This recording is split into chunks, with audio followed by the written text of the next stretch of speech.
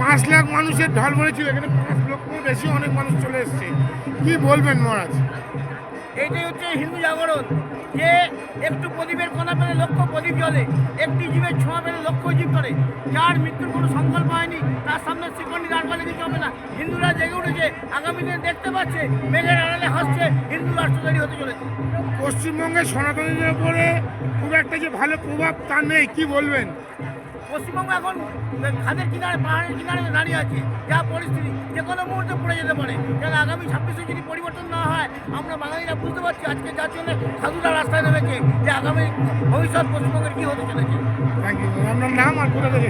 চন্দ্রশেখরানন্দ মহারাজ, Gangasagar কপিলগুড়ি সংঘ।